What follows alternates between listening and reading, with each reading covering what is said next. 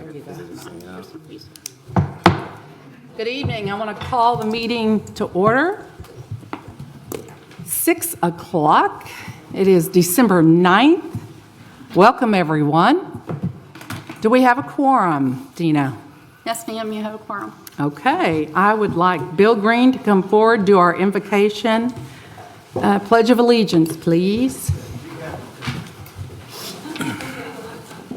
Lord, my Heavenly Father, I want to thank you for us having this gathering here this evening. You know, it's an awfully important place to be, and a lot of important discussion that comes out of here, Lord. And I ask that you guide us, everybody that's making decisions, everybody that's contemplating decisions, to make things run smoothly for this city and for all the populace here. That's what all this gathering is about.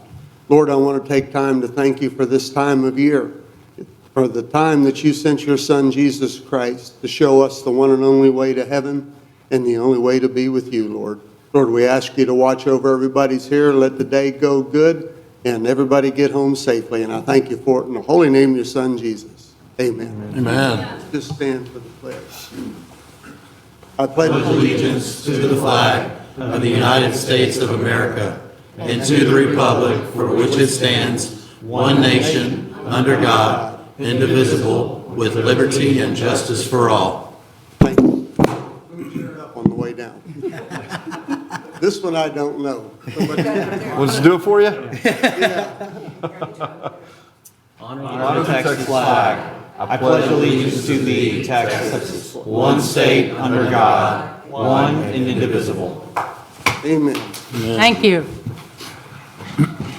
Okay, next we're going to go to public comments. I'm going to ask you, please address the council as a whole and not individuals. Let's see how that goes. So on public comments, Bill, you're just sitting down. You want to come back to see your name? Get it back up.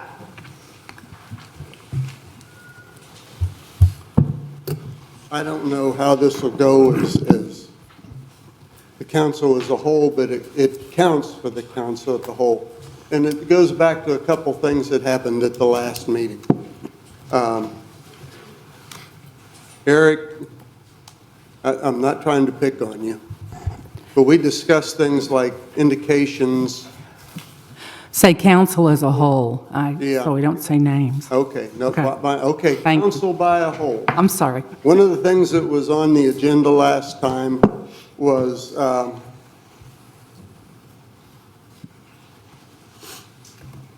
comment and a discussion that the mayor had put in about the creation of the Citizen Financial Oversight Advisory Committee. And I don't know how to go about this with just the whole council. The person that answered on that brought up a list of cities. He asked people through the camera that were watching to send in cities that they knew about on this. Well, instantaneously, he had a long list. And this is where the indications and warnings come in. When you're sitting there staring at your phone the whole time that it is, and the only time you give an answer is when somebody on the other end that says you can do it. But anyhow, he made an accusation there to the mayor as being a socialist, which I took very offensively on that. So when I got home, the first thing I did is I sat down and I pulled up 4 Texas cities at random, medium-sized, two medium and 2 small, large ones. And all 4 of these in Texas had that type of committee. They don't call it that all the time, but it's an oversight that helps out with the council and the city and everything else when it comes to budget or anything else like that. So if I could walk in there and the first 4 that I pull up do that, how come all of a sudden we get all of these cities that are socialist cities come up there? Is that indicative of the person that pulled them up that they're socialists? Does that indicate them that they were just trying to make a statement on something else to embarrass somebody? I don't know. But I did not care for it, and so did a lot of other people not care for it. And if it's the council at the whole, then the council needs to stop and take a look at it and see exactly what's going on. Okay, that's enough on that. I brought up 2 questions last time whenever I was here. One of them, I think Scott took care of very well because it had to do with the young lady that was putting flyers on the mailbox. And me letting the council know and let him know that the city here had done the same thing and moved the mailbox. And I believe Scott was going to look into that and find out who it was and make sure that they understood what the postal rules were. Now, was that vindicative of me? Probably so, because I didn't like the way it was handled with that young lady. She did nothing wrong that she thought about, and she corrected it as soon as she did do it. Now, I'm sure Scott's a good man of his word that he took care of that, so we're just going to drop that from now on and not worry about it. The second question that I had was to the whole council, and that was, why do you hate the mayor? I'm still waiting for answers. It's been 3.5 weeks, and I still don't have answers. Now, if you just want to tell me individually, it'll go no further.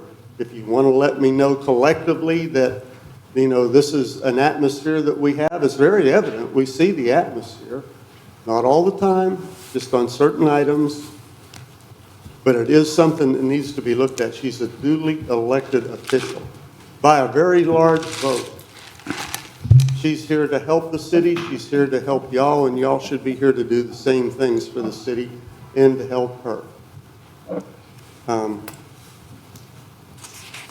That's pretty much all I have to say. Thank you. Thank you. Thank you, Mr. Green. Okay.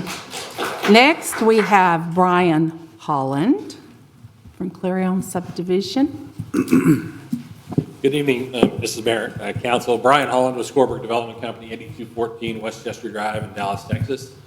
Bryson Adams wanted me to let you know he couldn't be here tonight. His wife and daughter are not feeling well, and so I told him that I would come instead. So I don't have a lot to say. I just want to let you know that we're making progress on the project. Not much has changed since I came before you, I think a couple months ago. Bryson and I came and kind of gave you an outline of where that project stands. You're going to hear a little bit about it probably in the executive session tonight.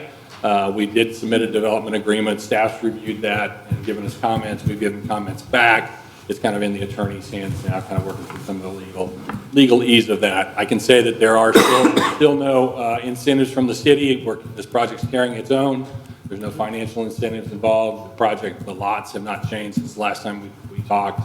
So everything is pretty much exactly as we talked about before, and we're just kind of going through the details. So my goal and our goal is that I think there was staff's in concurrence, that we're going to try to get it back before you in January to take a vote on the development agreement so we can move it forward and look hopefully to get that approved, move on into zoning, and then move forward with the project.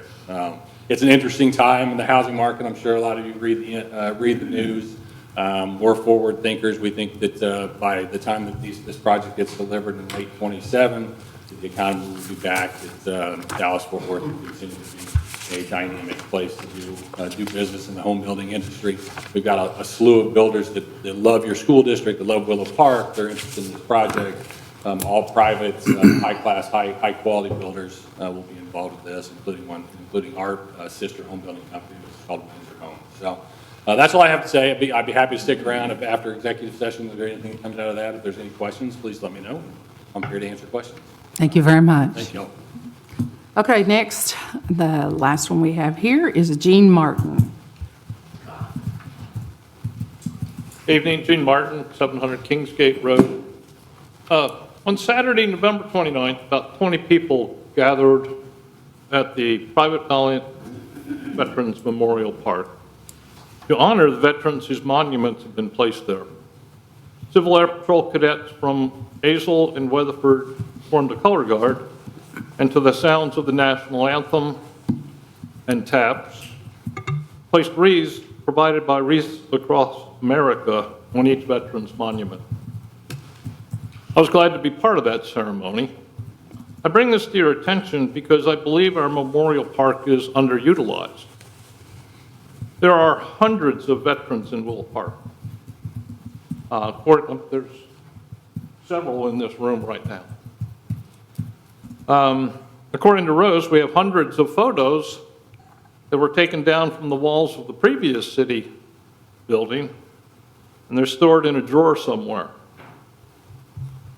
So, I would like to propose that the city enable veterans or their families the ability to add monument markers along the 300-plus yards of concrete path in that Veterans Park.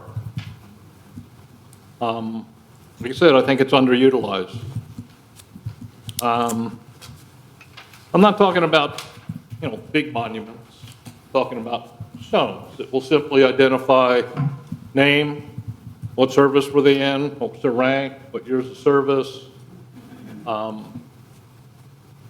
In fact, if you support this idea, and I'd kind of like to see it on a future agenda, I'll offer to buy monuments for the first 10 people who want to participate. Okay? Any questions? I don't want to have a conversation, but if there's any questions that help.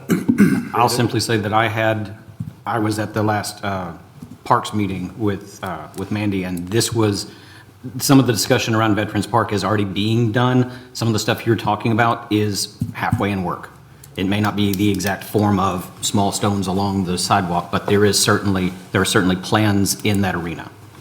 Okay, well, I've looked it up. You get a pretty nice little monument stone for $60 Right. or up. How big are those, Gene? Are they like the bricks or? $60, Okay, something like that. cool. Okay? Like it. So, well, now for something completely different. I was told that some think our council members are texting each other, texting with city staff, texting with people maybe not present in the room during council meetings. I'm certain none of our public servants would be conducting private conversations or conducting business kind of in private, certainly during a public meeting. Could someone please dispel this rumor for us?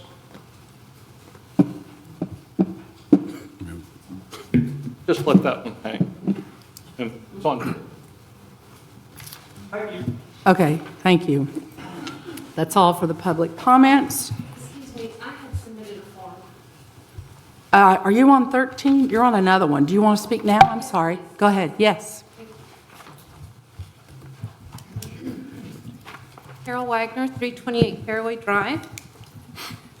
I have concerns with Article 6 of the proposed Home Rule Charter, specifically paragraph 6.05 on the criterion for the number of signatures required on a petition.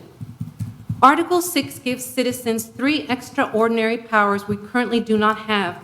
Initiative, referendum, and recall are vehicles to empower citizens and have a greater involvement and voice in our city government. However, these same powers override the city council and have the potential to cause disruptions in governing and running the city. I will begin with my specific concerns, give a solution, and then discuss how I arrived there. As written, Article 6 has the following risks. First, it weakens the city council. Second, it does not account for and safeguard the interest of all the voters. Third, it gives vocal and active groups the means to achieve their own goals, which might not align with the interest of the majority of the citizens. Fourth, it potentially gives one or more organized groups of citizens the vehicle for excessive use of initiative, recall, and referendum, which could hamper conducting city business. Conclusion, too few qualified voters can wield too much power as Article 6 is currently written. Too few can sign a petition to force the city council to adopt an ordinance or repeal an ordinance, and while the process plays out, the ordinance is suspended, or to force the resignation of any official serving in elective office. If the city council does not adopt a new ordinance, repeal an ordinance, or if the targeted person does not resign, the issue will be put to a vote at an election. Out of curiosity, I looked at Article 10 in the Home Rule Charter for Aledo, Texas. I specifically studied their criterion used in determining the number of signatures required on a petition. I had the following realization. Aledo's charter contains a solution to my greatest concern regarding initiative, referendum, and recall. Aledo uses a single criterion for the number of signatures required on a petition, a percentage of total registered voters, instead of a percentage of voters that voted in the last election. As written in the proposed charter, Willow Park uses both criteria. Specifically, Aledo uses 20% of total registered voters for initiative and referendum and 30% for recall. The benefits of doing this are, it preserves, not weakens the city council, allowing normal city business to continue. It recognizes and preserves the rights of all voters. It reduces the possibility of a group or groups using these provisions to achieve their own goals.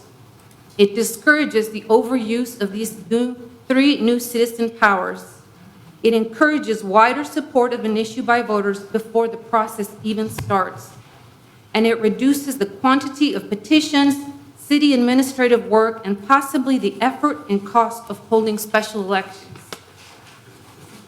This is how I arrived at the conclusion stated above. Preserving, not weakening, the city council is important. People have busy lives. City issues can be complicated and they require time and effort to be well informed. Relatively few people are actively informed and involved. Low voter turnout for local elections is common. We depend on our elected city council members to represent us. Reasons for safeguarding the interest and assuring the inclusion of all voters include the following examples. A retired person dealing with health issues, the married couple who both work and are raising children, the single parent who works 2 jobs, the adult who is a caregiver of elderly parents, the young single person who works a lot. All these people are inherently valuable and their interests are important, even if they do not have the time and/or inclination to be involved in city politics. And yes, they matter.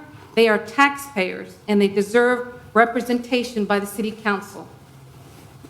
An organized, vocal, and active group of people could easily use provisions in Article 6 to achieve their own narrow-focused goals.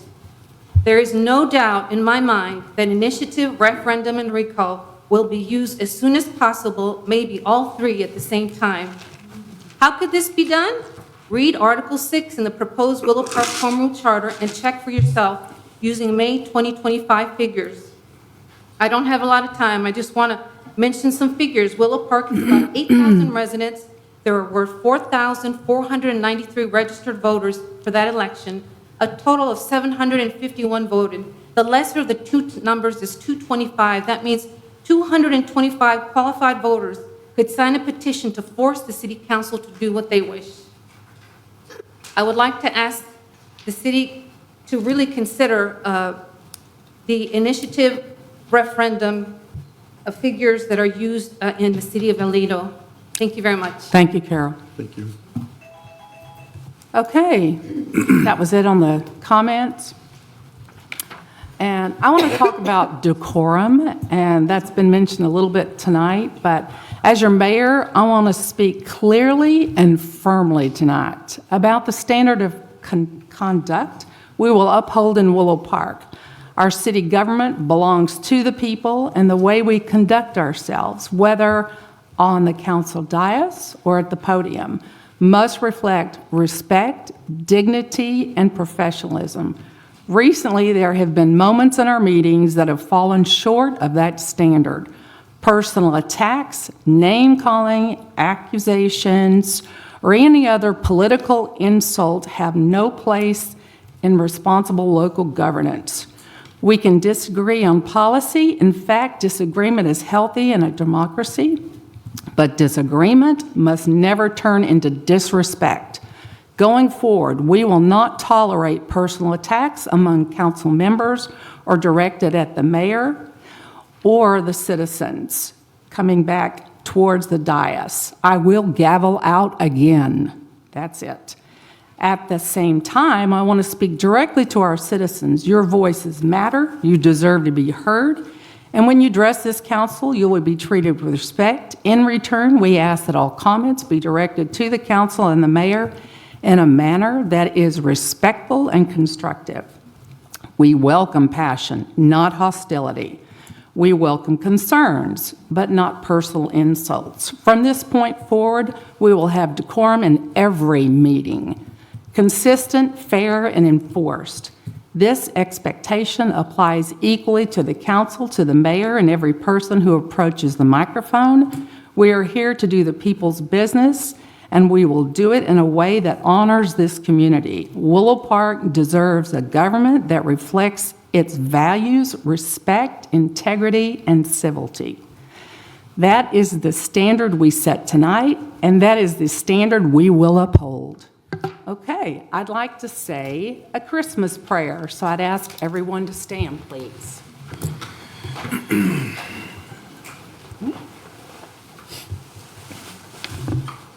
Heavenly Father, tonight we gather with grateful hearts as we remember the birth of your Son, Jesus Christ, Emmanuel, God with us. We thank you for the peace he brings, the hope he offers, and the love he shows to every one of us.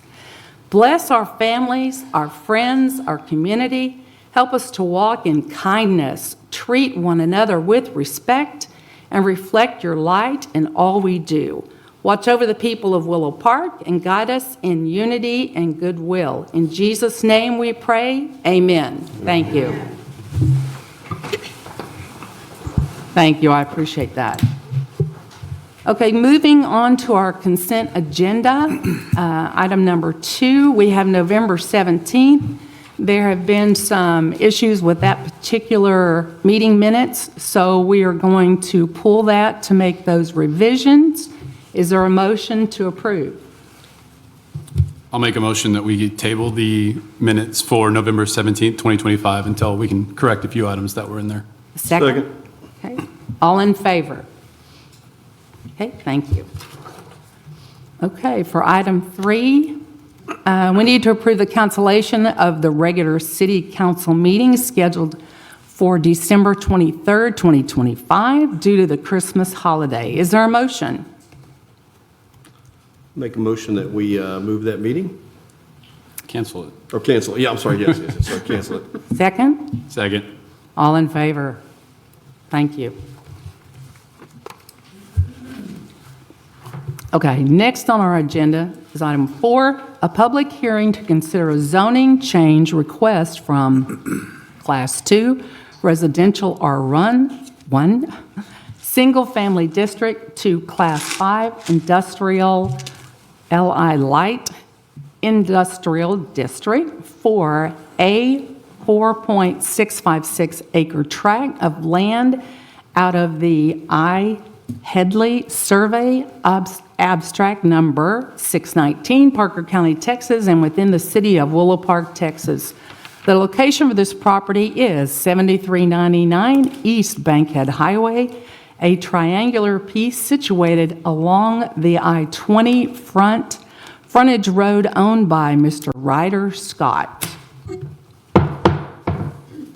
The public hearing is open at 6:23. Is there anyone that wishes to address the council on this item?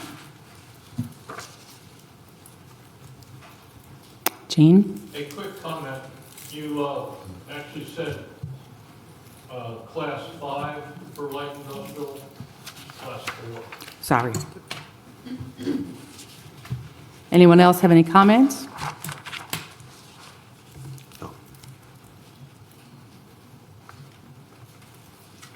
Okay, if there's no one who wishes to address the council on this item, the time we're closing the public hearing, it is 6:24. Thank you. Okay, we're going on to 5. Next on the agenda is item 5, a public hearing to consider amending the Plan Development Agreement, ordinance number 740-16, an ordinance of the City Council of the City of Willow Park, Texas, providing for a change in zoning to PD Plan Development Zoning District classification and use designation for that certain 140.3 acres of land located in the A. McCarver Survey Abstract Number 910, the West Franklin Survey abstract number 468, the I. Henley Survey, abstract number 619, the M. Edwards Survey, abstract number 1955, and the J. Froman Survey, abstract number 471, all in the Parker County and the city of Willow Park, Texas. The location for this property is just south of Willow Park Wood subdivision and is owned by Clarity Homes. This property is part of the original TERS, where the shops and the district are located. The requested change is to reduce the size of the homes to 1,800 square feet from the current approved size of 2,200 square feet. 6:25, the public hearing is now open. Is there anyone who wishes to address the council on this item? Jean again, yes. Yeah, I think I just have a question. Since I voted in favor of the original ordinance 740-16. And what I'm hearing is that there's a request to reduce the size of homes particularly for a certain subsection of the total area of the original TERS. But we're applying this to the whole TERS. And I don't understand that. When we approved the original ordinance, we approved different zoning definitions for different sections of the total TERS. And putting a blanket change like that does not seem correct. Please consider that.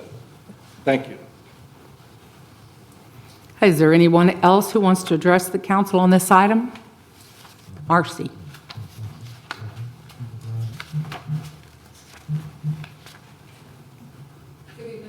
Marcy Galley, Squaw Creek Road. I am against this, and I'm asking that the council vote it down, primarily because I echo everything Jean just said, and I don't appreciate when a developer offers properties online before they come and ask us for permission. So I hope that y'all will vote it down. Thank you. Okay, anybody else want to address the council? Yes, ma'am. Bill?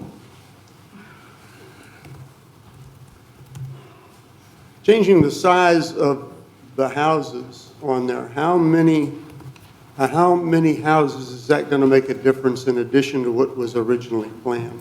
Just from the changing the size of them. It's a pretty good size change. So that's going to necessitate more houses in that tract than what was originally planned. That means that there's going to have to be more water, more sewage, more concrete, more whatever it takes to accommodate all that. And are we prepared to do that? And do we have the facilities to do that with? Just a quick question. Thank you. Anyone else want to make comments? Yes? Josh Steiger. I work for a civil engineer representing the owner on this project. To clear up the question that was just asked, this is the same amount of lots. This is reducing the minimum house size on the same lot. So it's not any additional homes. It is market driven, and it is simply putting a smaller house, which would give you a bigger yard on some homes. The minimum threshold, that's what we're asking. Can answer any questions. Thank you. Thank you. Jean? Well, when you said it's market-driven, what they've done is advertised that they're going to be selling houses at the smaller size, so they have created the market artificially. So I'm not sure how they can call that market-driven. I mean, like Marcy said, they're not asking, can they do this? They're asking for forgiveness because they're doing it. Doesn't seem right. Any other comments on this item? Nope. Okay. The time is 6:29. We're closing the public hearing. Can I real quick Just as a note of clarity, we have the I. Headley survey on item 4, abstract 619, and then we have the I. Hindley survey, abstract 619, just to make sure that we have the correct one listed between the two. Just as Mr. Martin pointed out the class difference, I wanted to point out make sure that we have the correct surveys listed as well. Thank you. Okay, we're going on to 6. Now we'll begin our regular agenda items with item 6 to consider approval of professional services agreement with Jacob and Martin for design of restroom facilities at Kingsgate Park. We have Parks Director Mandy McCarley and Interim City Manager Tony Fisher. Will the staff come forward and present? There she is. That's fast. Go ahead. Thank you. Hi, Mayor, Council. So our bathroom, we had our Architecture 2 students draw up the plans, and now we need an actual architecture engineering firm plan to move forward for the bid project. So we talked with Jacob and Martin, and they proposed a fee of $45,000 to do the scope of work for the services. The funds for this project are available from the park improvement allocation and from the last certificate of occupancy for the road project. So it's not any additional funds needed, it's just more of an approval. So staff recommends approval of the agreement for professional services with Jacob and Martin Estes.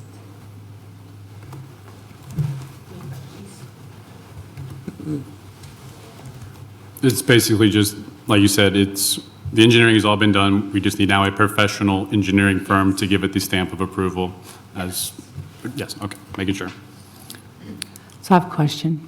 How much was the total park improvement allocation from the CO, and what year was the debt issued? And how much of those bonds remain, the funds remain on the park improvements? Most of those funds have already been allocated for the previous road project. I think we have 217, 19 that's left. I think we had 350,000 actually that was allocated for the park improvements, but the road project would have obviously taken precedent over the park project, so the remainder of it would go to the park plans for that. So if we allocate the use for the engineering out of it, whatever's left is what we have to build for the restrooms themselves. So when we go out for bid for those, if it comes in excess of that, then we'll have to either decide, council will decide whether to go into reserves for the remainder of that to build the restrooms, or perhaps take it from the next CO. So we just wait on it until the next CO is done, so we allocate more park funds for it. Okay, thank you. Okay, thank you very much. I'll make a motion to approve the agreement for professional services with Jacob and Martin as presented. I second. All in favor? Okay, thank you.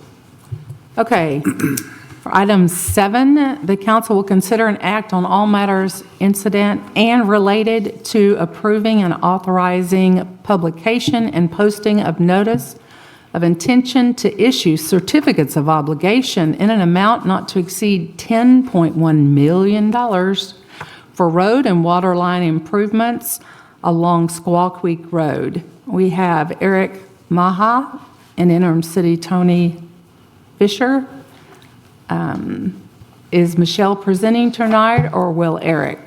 Eric. Eric's going to present? Thank you, Eric. Good evening, Mayor, Council. As mentioned, Eric Maha with Hilltop. I know we talked last month about funding the potential projects, and tonight, the item before council, you'll notice in the packet, is the notice of intent would be the first phase or stage, if you will, that we discussed last meeting. There's 4 key items in the notice. I just thought it would be helpful to point those 4 out. One would be the meeting that council would reconvene and actually approve the certificates, and that's scheduled for the regular meeting in February 10th in this case. Second would be the not to exceed amount, as the mayor mentioned, $10.1 million. That would fund $6.3 million in streets and $3.56 million to water utility projects. And then I know we discussed last time the potential repayment. The city can fund the debt from either water utility funds or INS taxes. So you would have the option of flexibility to pay for the debt from either one of those sources of revenue. So That would be the third component in the notice. And then really the main component for council to review this evening would be the list of projects. As you'll notice, it's Roman numeral 1, 2, and 3 in the actual notice draft. The projects listed there, if council is comfortable. The bond attorney has discussed those with staff. Those all meet legal requirements from the state. They're eligible for certificates of obligation on those projects listed.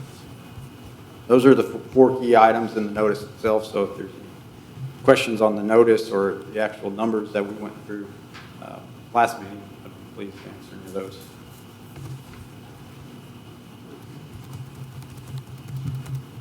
But you'll see us again in February. That'll be the date we'll actually set the interest rates and bring that to council for the approval of the night of February 10th. Typically, we would do it that morning. So we'd price the certificates that morning and then it would come to council that evening. Okay, thank you.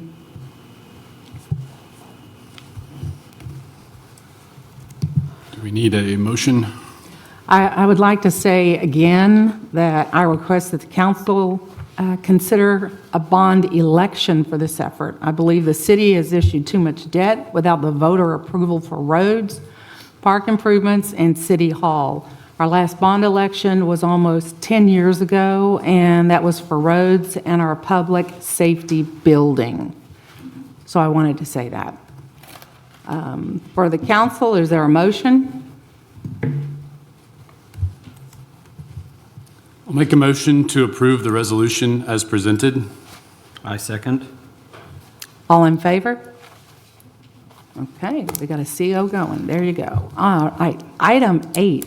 Council will consider and approve a zoning change request from Class 2 Residential R1 Single Family District to Class 4 Industrial LI Light Industrial District for 4.656 acres tract of land out of the Headley, is that right? Headley Survey, abstract number 619, Parker County, Texas, and within the city of Willow Park, Texas. Chelsea Kirkland, I think, is coming forward. Chelsea had a family commitment, so I'm going to present for her. Perfect, thank you. Mayor and council, the applicant is proposing a light industrial development featuring 3 office buildings with cohesive layout for them. The design integrates green space buffers, modern lighting, and sustainable site practices to ensure visual appeal and long-term functionality. This item was presented to Planning and Zoning Commission on November 18th, 2025, and was unanimously recommended for approval. There is a green packet in front of you that is confidential for their layout. The developer is here, Jace, if you have any questions for him. We do ask that this not be shared publicly, as it is not ready for public consumption yet for design. It is merely renderings and the site location as to where it's located. And so city staff reviewed the request and recommend its approval. Jace, if you have anything else to add? Hello, Mayor and Council. My name is Jace Ferrick. I'm here to answer any questions you may have on this.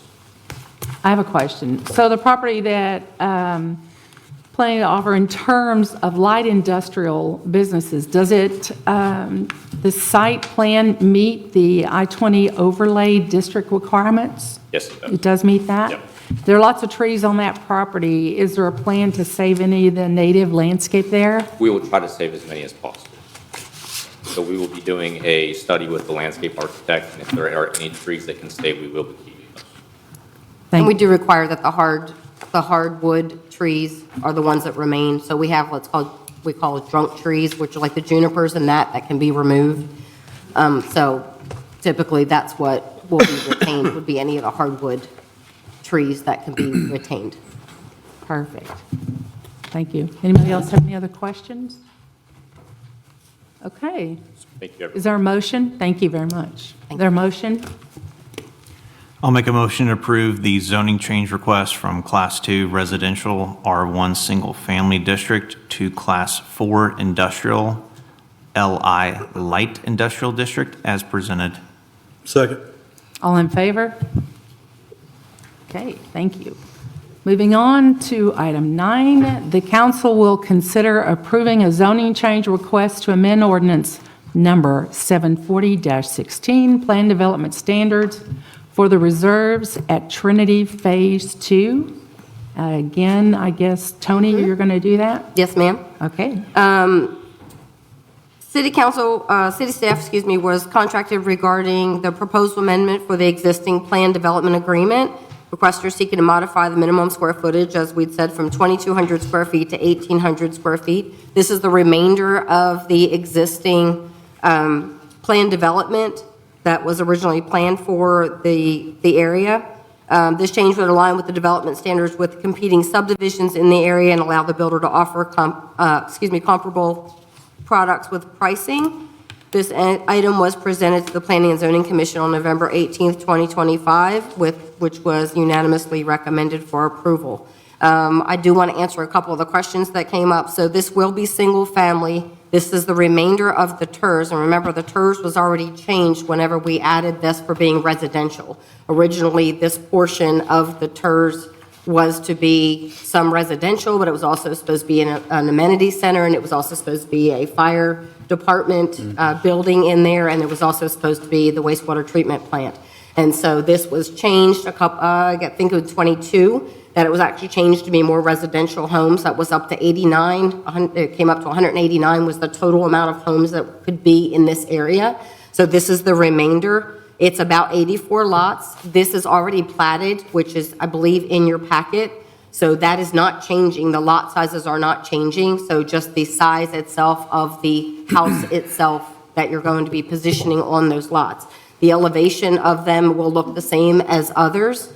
The distance of being, I assume, Josh, correct me if I'm wrong, is he still here? So as far as the footprint is concerned, a 50-foot product is a 50-foot product. You're going to gain it in the backyard. You're not going to notice any difference in the front or the side yards of them. That's correct.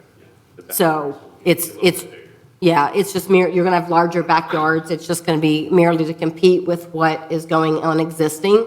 I do want to remind you that last year that council approved the Country Hollow addition, which was 1,700 square feet and above. So this is just keeping them in line with what the current market is so that they're more competitive with what's going on.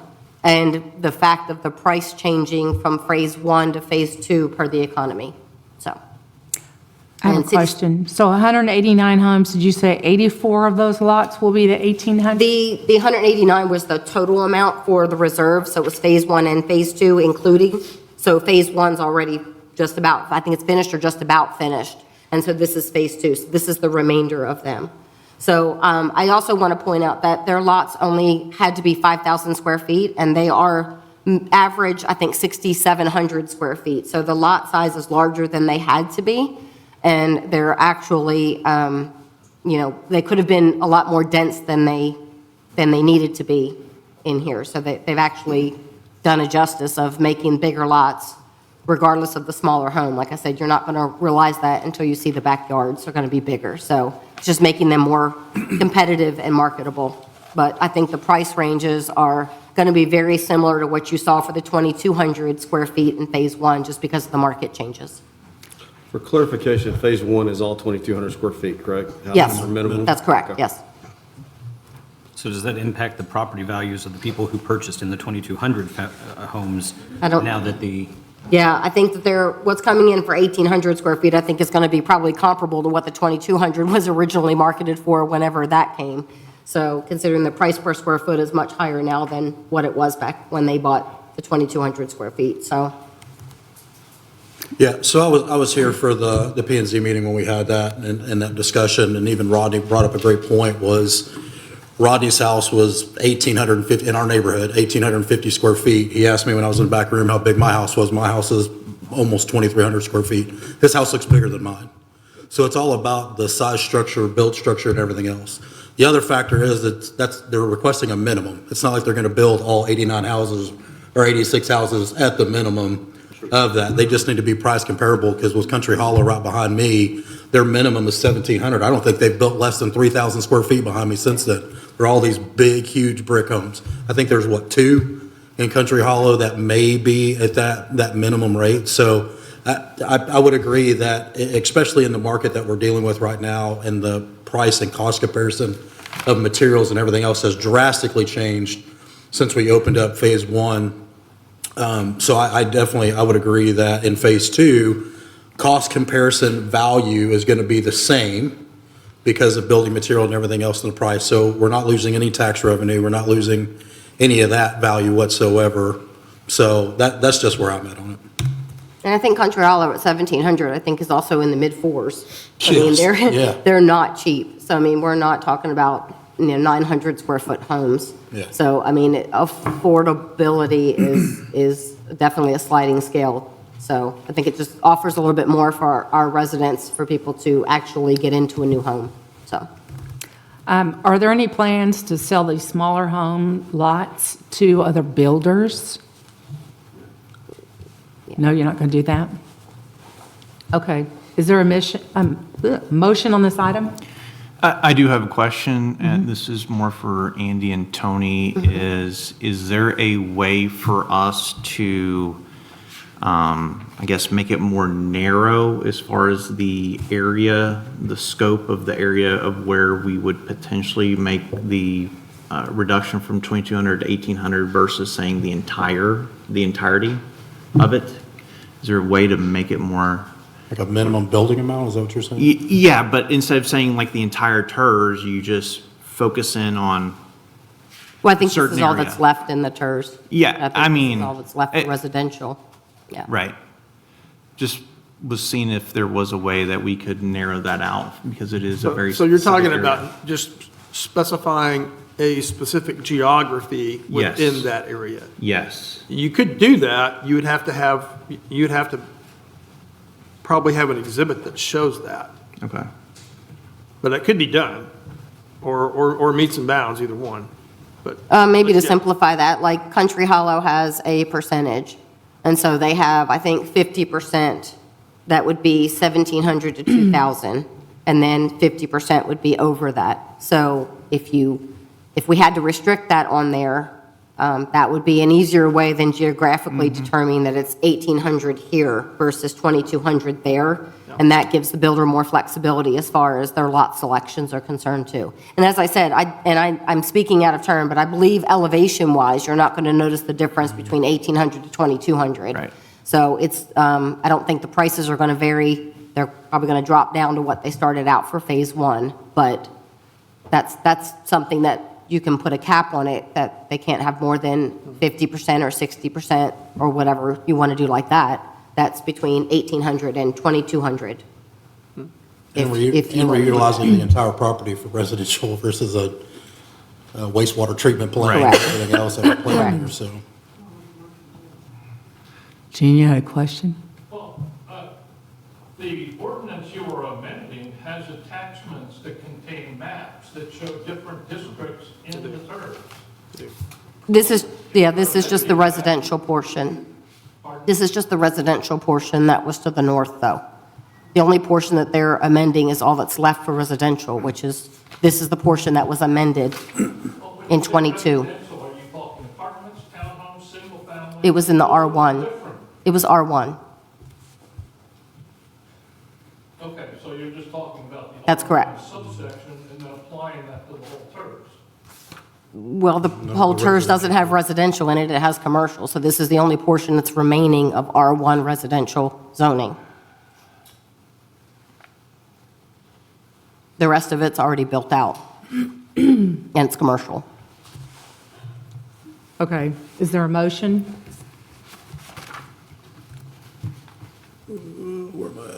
I'll make a motion to approve the request for a change in zoning by amending the PD ordinance 740-16 as presented. Second? Second. All in favor? No. One opposed. One opposed.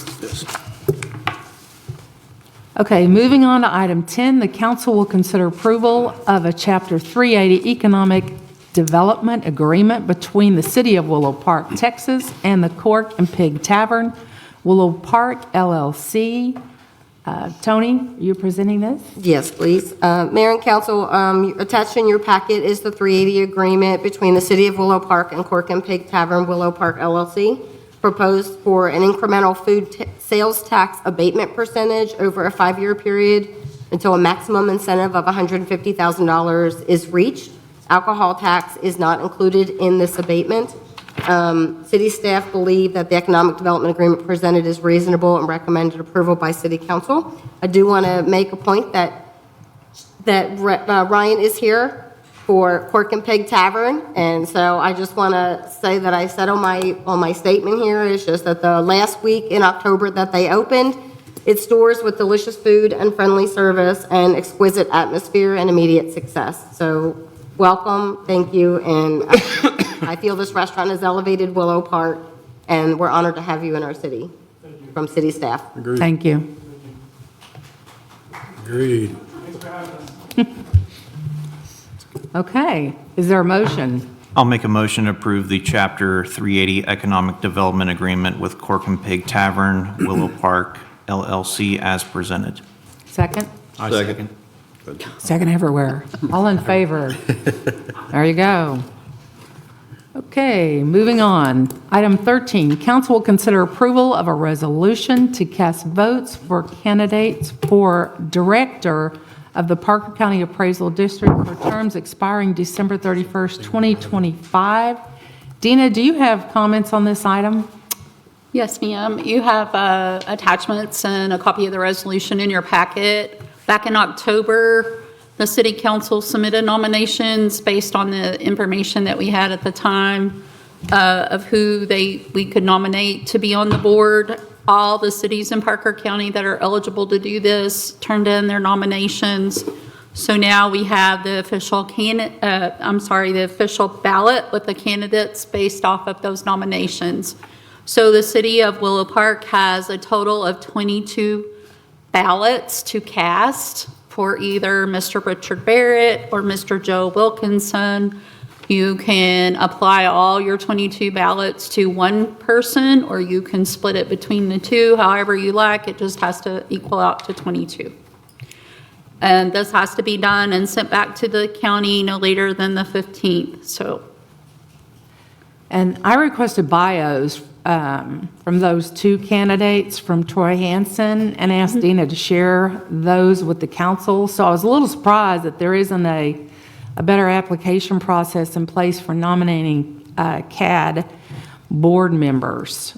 They did not have actual bios on those, so that was limited. I was kind of surprised. We have no. I haven't never seen them in all the years that I worked in Aledo and Parker County that I've Ever never do it? noticed that we've ever had anything other than what you've been presented back in October, and now that's typical of what they give us. Okay, pretty limited. Yes, ma'am. Okay. So is our motion to approve the resolution? Inside the motion, do we need to state Yes. how we are? Okay. Yes, you do. Does anybody know Richard Barrett? I do not know either of these people. Nope. I know only one of them. I know one of them, Roe.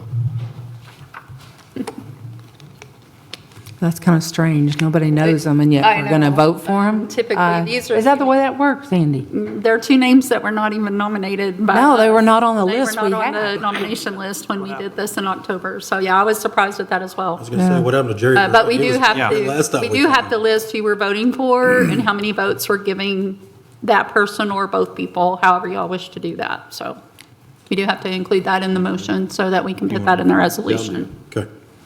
I'll make a motion that we approve and put all 22 ballots toward Joe Wilkerson. Oh, do we have a second in doing that? Second. All in favor of that? All, okay, moving on. For item 12, we will receive an update on Willow Park wastewater treatment plant, and we have interim city manager Michelle Gilker. Oh, no, I'm sorry, we have Chase. Chase is up, thank you. You're up. Good evening, Mayor and Council. In your packet, I submitted a schedule sheet. There is a completed schedule sheet and an incompleted schedule sheet. They are roughly at about 65% completed, which is mainly all of the big stuff. Footprint is there, majority of the piping's there. We're just waiting on deliveries of mechanical equipment and treatment equipment. So The headworks was due to be delivered this month, but the delivery for that was pushed to the second week of January. But if you look inside, there is, their projected dates listed there, and the startup is looking like starting around mid-March or early March and extending in through late of April and maybe early of May. So completion date for the final contract will probably be late May, if not early April, but the plant itself will be basically operating and testing before then. So if y'all have any questions for me?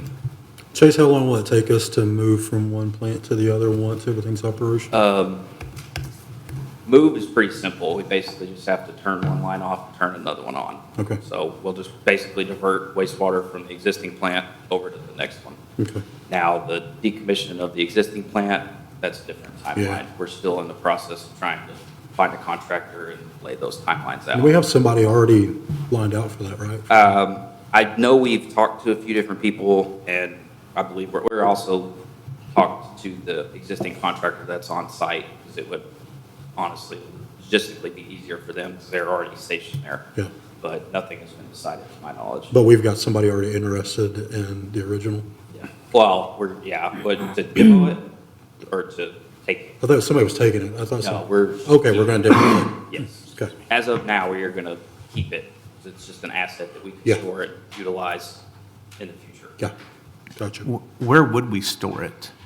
I believe preliminary, we're just going to store it at the existing location, but next to the existing plant. Okay. The new plant, sorry. Okay. Once the contractor is out of there and whatnot, we'll have plenty of space, because it's going to have to be torn down. Yep.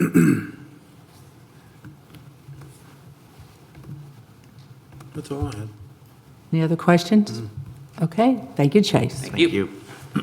Okay, moving on. Item 13, council will consider a budget amendment for one-time $200 longevity pay for each of the current 41 full-time city staff employees. Tandy, you had a comment before we move on?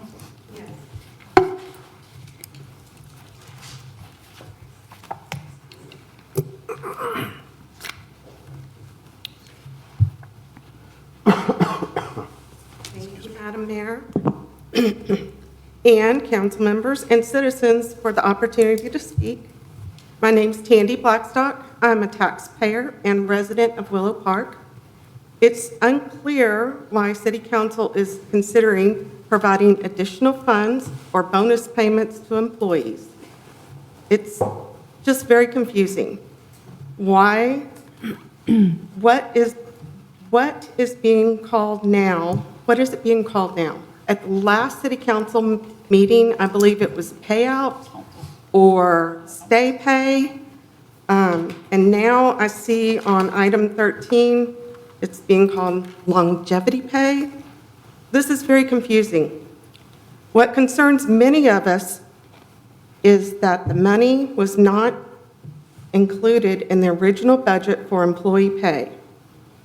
Why are council members entertaining a payment of $200 to each of the city's 41 employees? That totals $8,200 of taxpayer money. I'm asking for clarity through reasonable and important questions. Where did this unbudgeted $8,200 come from? Who located this extra money? Who proposed that it be distributed to city staff? Why is this being considered instead of reducing city debt or funding something that benefits the residents directly? Let me be clear. We truly appreciate our hardworking city employees, and recognition matters. However, transparency is not optional. It's baffling how this money appeared without clear public explanation. When public funds are shifted or spent without transparency, trust crumbles. And trust, once it's broken, it's very difficult to restore. Residents deserve open communication accountability, and to know how decisions are being made with our money. This is not about being against city staff. Many of them are hardworking and do their job well. This is about being for transparency, fiscal responsibility, and for the citizens of Willow Park. Good government invites questions, collaboration, and it provides clarity. So on behalf of taxpayers, I respectfully request clarity. Where did these funds come from? Who recommended to the council they be distributed to employees? And why is this spending being prioritized above needs that serve residents directly? Our community deserves those answers clearly, publicly, and in full. After all, taxpayer money belongs to the taxpayers and should benefit the residents of Willow Park. Thank you. Thank you. Councilman Smith, would you like to provide us some background on this? Yeah, absolutely. So this really, for me, and while we had the sessions that we did, was to discuss one, if I wasn't the only one, I didn't want this to be about me. I wanted this to be as a dais in this decision-making and everything else like that. So normally I come from the corporate world, and in a corporate structure, usually when you lose your head, we'll call him CEO, normally it creates an unstable environment for everybody that works under that person. And so normally, most corporations, bank, I mean, you call it what you want, normally will provide some form of what we call stay pay, you can call it whatever you want, as an affirmation to the staff that you are still important, you are not just to be let go. You know, this was a scenario that was beyond their means, but it creates instability inside of an office and workspace, and it created some distraught in the city. I'll be completely honest. You know, talking with other of our city staff and everything else, everybody was a little bit worried because if that person can be let go, anybody can be let go. I feel this is a very minimal amount considering what was paid to have our city manager let go. I mean, it's less than 10% of what was paid in that decision-making and everything else like that. I'm not trying to compare apples to apples in that scenario. What I am wanting to do is just tell our staff that they are appreciated.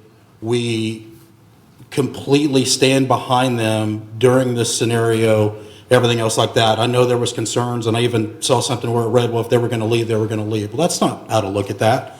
Staff are hard to come by. They're hard to replace. It'll cost us 100x to replace a staff member, minus paying them $200 just to say thank you for sticking in there with us and everything else. That was my thought process behind it.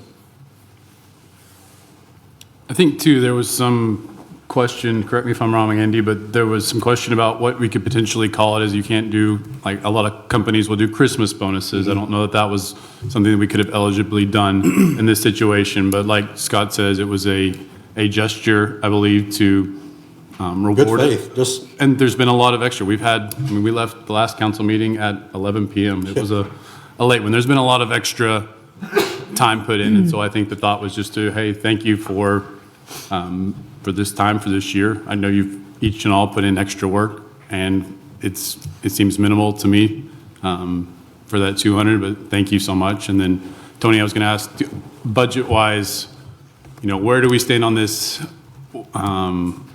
Is there anything budgeted? Are there any pockets we can pull from to do this? How would that work? So this year, the budget actually has $300 already built into the budget. That's per employee for this year.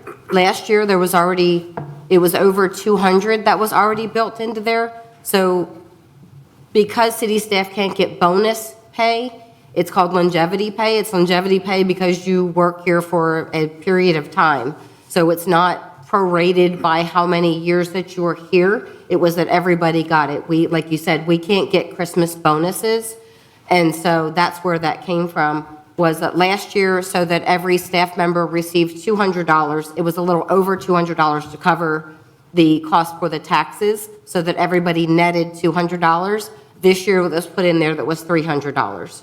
And so, again, so that whenever taxes are taken out, that the staff would still net, $250, $275, so that they would have that amount of money this time of year. It was allocated to this time of year to be used as such. That was last year and the year before that. The 2 years prior to that, Mayor Moss actually raised funds for donations for those bonuses, if you will, to give staff gift cards that he received, and also to give a Christmas party. So that was how we managed to do that, so that that money did not come out of taxpayer money. That was not budgeted amount. That was amounts that he got for donations to do those things. But this So one has been firmly built in for This has this been, year. yes, and yes, to negate that so that we don't have to do that every year. Last year, it was built in for 200, this year for 300. Okay, thank you. Well, I have a question. If it was built in to give to all the employees, why did the last agenda say it was only going to be for 14 employees? Mr. Councilmember Smith did not know that, Did not know what. that the $300 was in the budget already. So two meetings ago, when he recommended that we do that, we hadn't had this discussion. So he was not aware that, in fact, that was what he was, the nature of the spirit of what he wanted to do it with was actually already built in.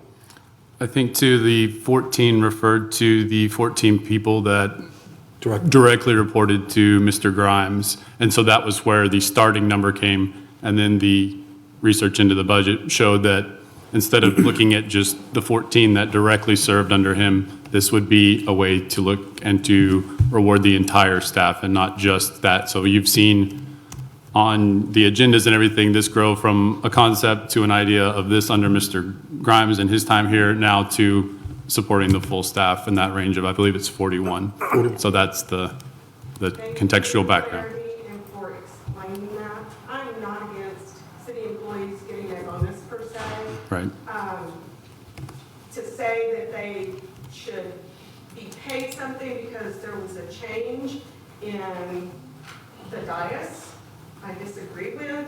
I think that people across the United States have changes with bosses every single day, and they are not given a payout or a stay pay or a longevity pay. That just does not happen. You may have experienced that in the corporate world, but me personally, I've had lots of jobs and I've had lots of bosses, and I have never experienced that. Okay, It's so not the- across the board, I would say that. Yeah, it's not across the board. It was just something that, from our experience, and that's where we began to look into it, began to see, and it was, this is something from Mr. Smith's background that maybe we could apply it here to reward it, and I would say the same. I have never experienced that in my professional life as well, but I was definitely on board, especially finding out that all this had been built in already. We've kind of come to this, it's really become a circular conclusion. It was already built in and somewhat planned for anyway. It just, you saw the ideation of it kind of come full circle, and we were already there. So this would be the resolution now at this point. Yes, sir. And I was going to say, and to be transparent about it, I was, because after the findings of the budgeted item, I'd actually asked to have it removed because it was kind of a moot point at that, because it was already a budgeted item. The mayor actually asked for it to be added on here for this discussion point, so.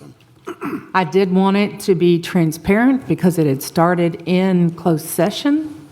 And so I asked that it be brought out and discussed. And when I was talking to Scott, and he told me that Tony had found the money in the budget, and that's kind of where it did transpire all the way to 41. So the bottom line, the purpose of longevity pay will remain in the budget for our loyal employees. So if the council wants to grant a stay pay bonus to every employee, amending the budget should be our action, right? Do we need to amend the budget, or is the money already in the budget? You want to do an addition to, or you? I'm asking. Yeah, I mean, 300 is already in there, so that's already in the budget. You wouldn't have to vote on that. if you're proposing an additional 2, then you would have to amend the budget for it, but I don't think that's what. So you just want to move the money and say it's already? It's already there. There's no moving, it's already there. Okay, so we don't need a motion or vote or anything else? It's already there? You're talking about two different, to clarify. Yes. What I understand, you're talking about two different principles. One is it budgeted? Yes. And it sounds like it is. Number Yes. 2, you want to grant it, and that's what's on the agenda. So we need So I to think grant it? if you want to do that, it sounds like there needs to be a motion made. Okay. So anybody want to make a motion to grant that? Marcy? Can I say one thing real quick? Judge, yeah. You want me to come up to the front? Sure.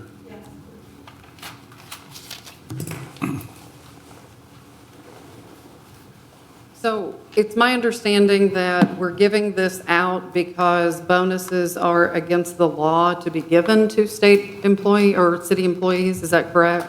To my knowledge, you just can't call it a bonus. Okay, So it can't be phrased a bonus. okay. So it's the same principle. So here's my request. When I saw that on the agenda, I am not opposed to longevity pay. If somebody's been an employee with this city for 15 years, 18 years, 20 years, we need to set up a schedule where we actually reward those who are loyal to this city. Not just give a blanket, everybody gets a 200 or everybody gets a 300. If you've been here for, like I just said. So I would love to see an actual longevity program that is truly reflective of awarding or the loyalty that our employees have for the city. Thank you. Okay. Judge, you had a comment? Yes, Mayor, I'm just kind of surprised because I have budgeted, my sheriff's office is $182 million a year, and we don't have any bonuses or anything like that. It's not that these people don't deserve it. They absolutely do. I feel that everybody that works in the government earns their money. I have no question with that. But the way this is done, I have never seen it. I too am an entrepreneur. I pay bonuses at Christmas every year to my employees. But that's not the same thing as government. It's different. If there's a way to build this in, I'm for that. I've never heard of this being done in government. I've only been in government for about 38 years. So my experience, I've never heard of it. Someone else has, I'd like to hear it. That's it. Thank you. Is this in addition to the 300 or replacing the 300? I think that's why we still have to provide some clarity. Sounds like it's budgeted, and it was 200 for 41 300. It was budgeted employees. for 3. But you're saying we're going to go from 2 to 3 because we have the budget? No, the budget is Already 3. budgeted. Right. So really, agenda item 13 is, there's no action because the 300's already budgeted. But you still have to grant it. It still has to have a motion to grant it, he's saying. Okay, I'll make a motion to grant the. Can I ask one question before you start? Yeah, please. Okay, on the 41, that's all staff across the city, correct? Yeah. Okay, just make sure that was our number. Yep. So again, I will make a motion to approve say the word again, Andy. Grant? Grant? What's the? Yeah, that's fine. Okay. Whatever action verb you want to use. Yeah, to grant the budgeted item of $300 per, or all 41 employees of the city of Willow Park. Is there a second? Second. All in favor? Okay, done. We're on to item 14. The council will receive an update from the chairperson, Jean Martin, regarding the home rule charter. Jean. While I'm handing this out, I'll just say, I'm pretty sure that the police department still has a pay scale that includes step functions for time and service.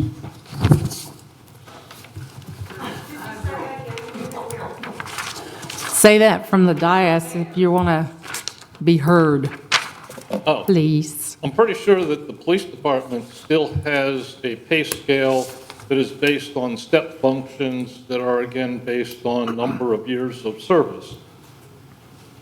Just saying. Okay. Okay, so the Home Rule Charter Commission held its 7th working meeting on December 3rd. And we made some minor updates to the draft. They got posted, I believe, on December 4th, so they're available. We had asked the Fritz Quast, the city attorney representative who was there, we asked him, he said, well, you've been here with us. is there anything you've noticed that we might really need to change from a legal perspective? And he actually did identify one thing that had to do with the percentage of registered voters required to initiate an amendment. And kind of in context of what Ms. Wagner was talking about, we had put in it would require like 30% of the registered voters, and we found out that we're not allowed to do that because state law limits that to 5%, a much lower threshold than what we would even like. Well, we're putting that change in as long as we verify that that's actually required. We read what the state law says, but then we've seen other charters that actually have 15% published, and so that's a slight confusion factor. Did somebody turn that off, or is the battery dead? Can you all hear me? No. Test, test. Oh, my. Thank you, thank you, that's better. Okay. Anyway, there were a couple of charters that we found that have higher than 5% as a threshold to initiate an amendment. So hopefully we'll get that figured out.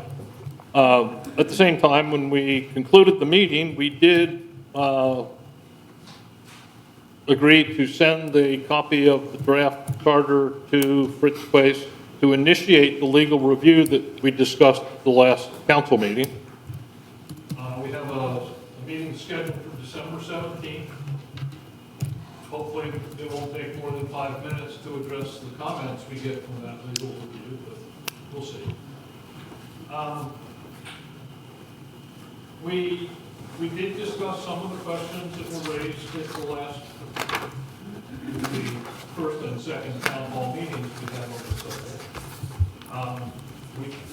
We did cover that the biggest change from the general law to the home rule charter version of government is that the home rule charter defines rights for the citizens, whereas general law really doesn't define any rights for the citizens. And then we discussed the process by which the charter would get put on the ballot. And that was driven because of comments made at the last council meeting. Some of those comments were, once the commission provides the final draft to the council, that's the council will decide what to keep or don't keep or modify or amend. The council has the final say on that. These statements conflict with the local government code, chapter 9, section 9.003, which reads, Read it into the mic. Talk loudly like me. Is it not working? You just have to speak loud.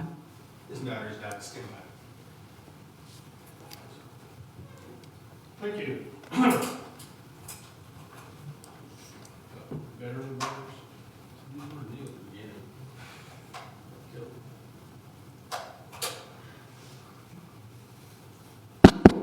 Oh, that works. Okay, I see the little green light now. Okay, section 9.003 has the language, the charter prepared by the Charter Commission shall be submitted to the qualified voters of the municipality. That language clearly identifies that the product submitted by the Charter Commission is the product that will be presented to the voters for approval. So I discovered no reference from any authority that supports the suggestion provided by the city attorney. I'm going to skip down here.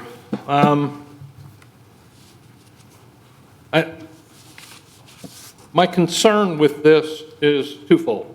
One, I think a disservice has been created for you, the council members. by creating an unrealistic expectation that you would have a job to do once we handed off the charter to you.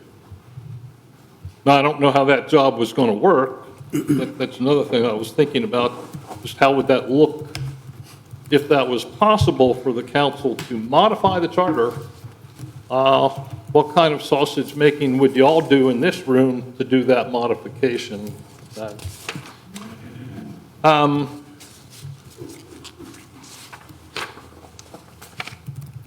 Well, subject raises serious uncertainty on proceeding with the orderly definition of the Willow Park Home Rule Charter. As Commission Chair, I instructed the Willow Park Home Rule Charter Commission to proceed based on the interpretation that the City Council will accept the draft charter proposed by the Commission and then take action to make that charter available to the public for a vote. And the only other comment I have is that everything the Commission has done has been open, transparent. We have tried to involve the council. We have tried to involve every citizen. Every time I've spoken to you, I have requested that if you have any input for the Commission to consider, please, let us know. So, any comments?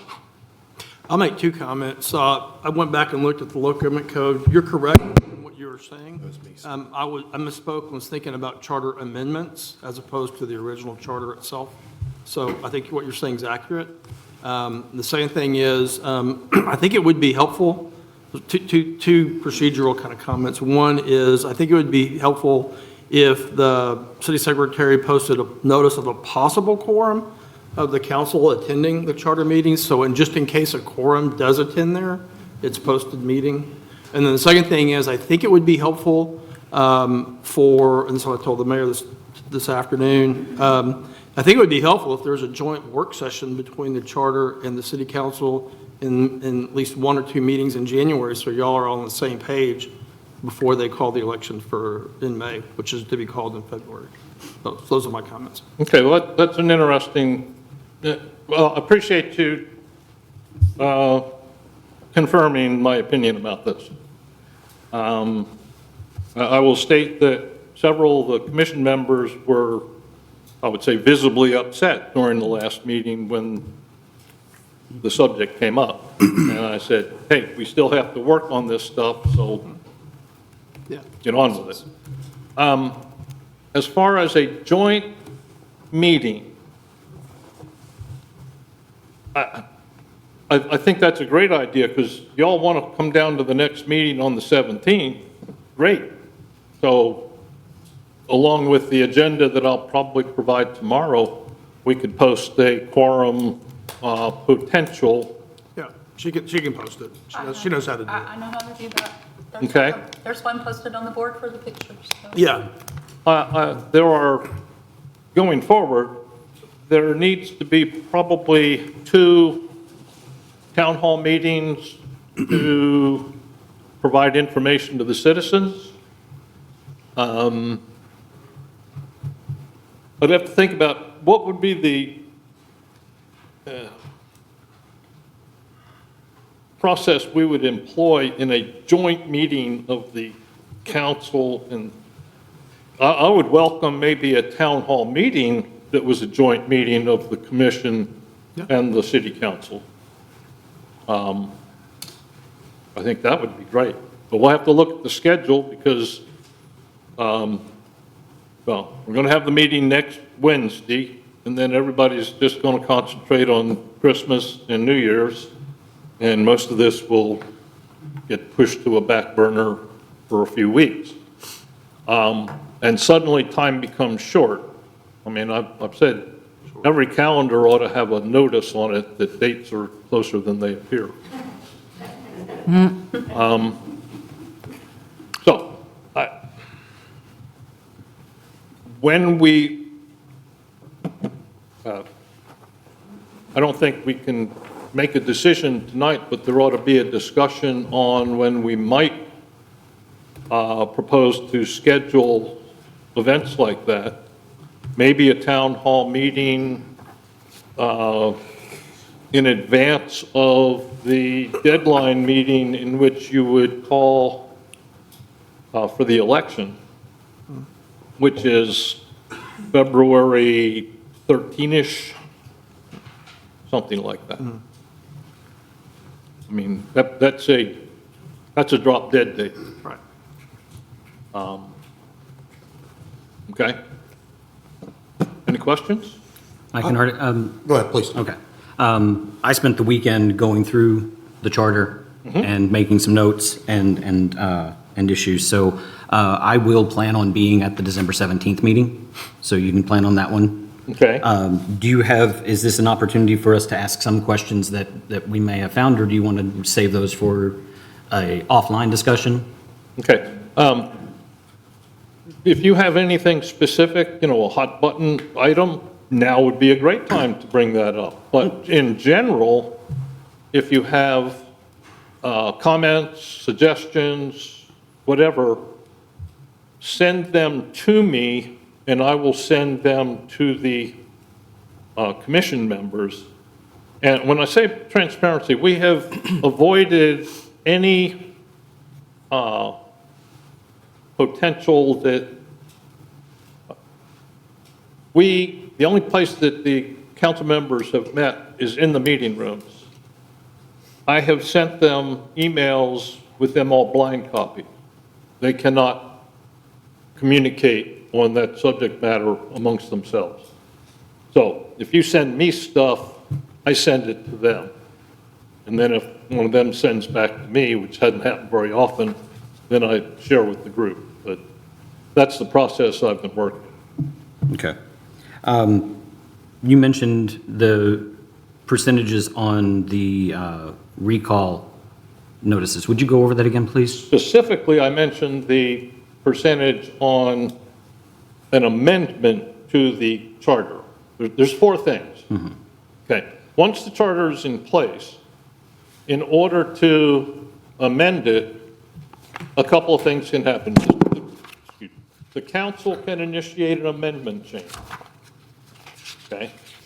The council can't amend the charter. It can simply propose an amendment and put it on the ballot. Or a petition can be signed by, at this point, 5% of the registered voters and require that an amendment change be put on the ballot. And I think we had 30% in there initially. Okay? State law says minimum 5% of the registered voter or a maximum of 20,000. And doing the math, 20,000 is 5% of a city at 400,000. So it'll be a while before we got there. Right. We didn't bother putting that in. Right. Where I have a couple of issues. Have you done the math around what the thresholds are for recall? Yes, several people have done that math. Okay. So I did that math.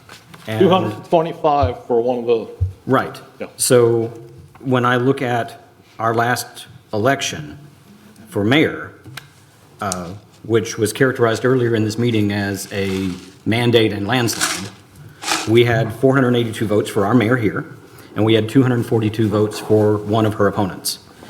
And it would take fewer votes to recall her than voted for her opponent. And that seems a ridiculously low bar to set. Time out.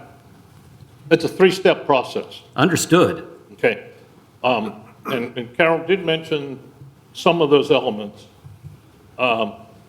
It takes 10 people to get together just to be able to initiate a petition. Right. And then it takes a certain number of people to sign the petition in order to force a ballot issue. 226. At which point, it's whoever shows up. Yes. And if it's a really hot issue, I mean, we actually did have an election in Willow Park where there were over 1,000 votes. Mm-hmm. Once. That was 2001. Okay? So it depends on just how riled the countryside gets, how many people want to get their pitchforks and torches out.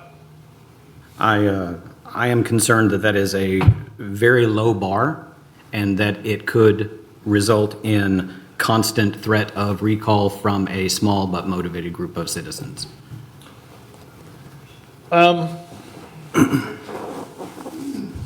Okay, we've discussed that That's kind fine. of at We can length. discuss that. I will be happy to discuss that with you at more length, and we can revisit that next Wednesday with the whole group. Okay. The second one is the ethics board that you put together, or that's defined in here. And it has certain powers that are not standard. There's language in there for subpoena power. The concept of the ethics board is fairly new. I will state it's not necessarily well-tried. Still looking at information on that myself. Having an oversight function, I think, is a good thing. I don't disagree. And it depends on how it's defined. Absolutely. And I think you'll look and see that how it's defined specifically will be by ordinance from the council. But if you put it in the charter, then that's in the constitution of the city. If we want to put together, you want to define that there must be an ethics board, great, we can do that. But if you define it in the charter, then it is in the charter. And if there's, like I said, there's subpoena power. There are no ethics boards that I could find in the state of Texas that have that kind of investigative power. Period, full stop. Look up City of Lincoln Hill. Okay, I will. And how well is that working for them? I don't know that yet. Okay. Have you talked to anybody in Lincoln Hill? Have I? Yes. No. Okay, so we don't know what that does for them. We don't know if that's a benefit for them. We don't know how well it's worked, any of that. When I asked the question during the town hall, it was still subjective to the council to decide that. But there was a purpose and reasoning you guys decided, the commission decided, that y'all wanted it in there. When I questioned that decision, there was no response. That's my questionnaire on that. It's like, we have it in there because they had it in there. And then when I asked, well, why do they have it in there? Has it worked? Has there been any ethics violations? I don't know. We've never even looked into it. So it concerns me that we're looking at an ethics board from 3 different cities that we haven't done any research on what their ethics committee was driven for, if there's been any violations, how those violations were handled. It's just, they did it, we copied and pasted, we're doing it. And then it's up to us, and it's up to us to then to determine and build the ethics board, which, like you said before, what was the terminology used before? It was circular logic of us determining who's going to be on this ethics board. I just want more clarity on it of purpose and reasoning versus they had it, so we're doing it. Right. So when I told you that I thought there was some circular logic, then you should have realized that I have some question myself. Yeah. Okay. And as the chairman, I would still question, we're at the draft and legal state, that it's still in there at that point. The way it is currently drafted, again,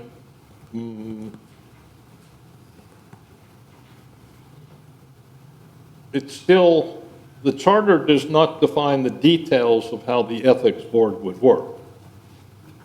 But it does define certain powers that are unusual for other cities in our area. No, and I'm not disagreeing with that. Why would we have something that would create political witch hunts all the time? Well, that's an interesting question, Mr. Contreras. It is not my opinion that the board would be set up to do witch hunts, but should be able to respond to reasonable inquiries into conduct. So let me address that a little bit, because I've had a decent amount of experience with ethics boards, and representing people in front of ethics boards for larger cities, et cetera. I see them as good and bad. There's definitely a place for them. My caution would be to put, as one council member's note is putting it in the charter, because that means it's there permanently unless it's voted out. I think it would be a better practice is to have it by ordinance, and then you define what the powers and the screening mechanism is, what you're referring to in that ordinance. The screening mechanism is important. And I have seen it when political seasons, elections happen, that there are multiple violation complaints of buy-in against people that are running against each other, and it gets to where it takes on a life of its own, as opposed to what the real issues in the election are. Or I've seen that happen. But I've also seen it where legitimate complaints are filed and acted upon. And so you just gotta be careful. I think what's been discussed is how it's structured and what the powers are and what the screening mechanism is. Because by saying a reasonable complaint, that's, anybody can file a grievance, and sometimes they're very valid, and sometimes they're frivolous, and everything in between. So you just saying be cautious in what you're doing with that, because that can be very significant. That's all. I tend to think that in the terms of the structure of the charter, that, I noticed that the preamble you have echoes the Declaration of Independence. The Founding Fathers, awesome, great, I agree. And the structure of our own federal Constitution is, the beauty of it is its minimalism, is that it is 7 articles, and it sets up the structure for government, but it doesn't define how that government does its day-to-day business. And I am concerned that there are places where we are too detailed in this document, that we need to be very careful about enshrining that as a permanent feature of our city. And those are the notes I would like you to send to me as soon as you feel comfortable. I will work on that this week. I think I don't have soccer or baseball this weekend, so I may be free. I have to submit an agenda for next week's meeting by Thursday. So if there's a specific subject that we should address, do you need tomorrow would be a really specific good day to know articles that I'm going to discuss, or can it be an overall? I haven't kept up with what's on the agendas, but I mean, couldn't you put just every article on the? And then I can table whatever I don't need to talk about? Everything. Basically, I have an item on there to discuss the content of the draft charter, yes. Yeah. Okay. I do not want to take too much more time, but I do have a couple, just 2 more quick ones. In Article 9, in the Ethics and Standards of Conduct, there's a note that says, no official shall make any statement which could be reasonably construed as influencing any election. What's the intent of that?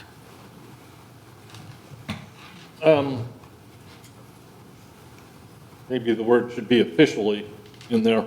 Well, if I am running for election for my office, do I not get to campaign? Yes, but not from that seat. No. Not from that seat. Right. If I want to have a campaign sign in my yard or a political somebody, that is a overarching red flag to me. Okay, so the way I read that, it was, you cannot use your official power. That's not what that says. Well, okay, and we can fix that. Okay, good. And then the last one I have is that there is a clause that talks about how the city government is to enforce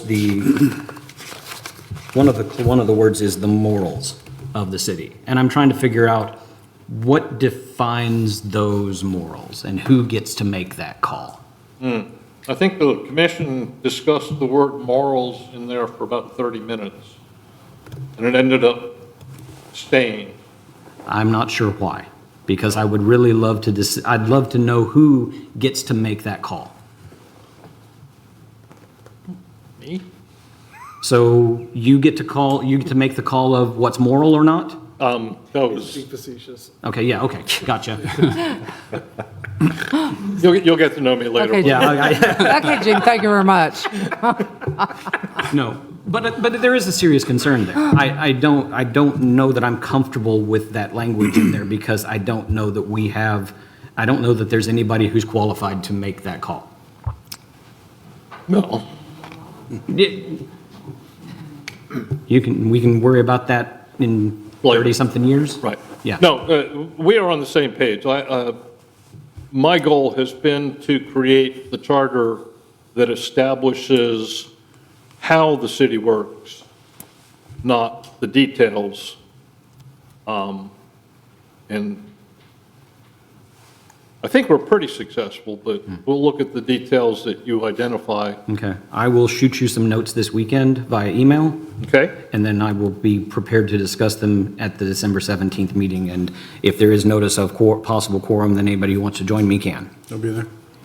And each of you gentlemen, and ladies, if you have any input at all, please. Again, I've been begging you for, 2 months now? Let me know what you're thinking. So, well, you've had to have time and room to start building the drafts, and the drafts have been changing. So, now you've got somewhat of a formal document. Right. Now's the time for us to start really looking. I will state that the rate of change decreased sharply 2 meetings ago. Okay. So Gene, you brought up a great point, and that's kind of where I was going with this, as far as asking us for input and things like that, especially from our citizens that do attend and everything else like that. So I'm going to start off by saying you have done a fantastic job putting this all together. I know it's not easy to bring 14 people of different scenarios of how they do life and everything else like that to put this charter together. So I don't discount that at all.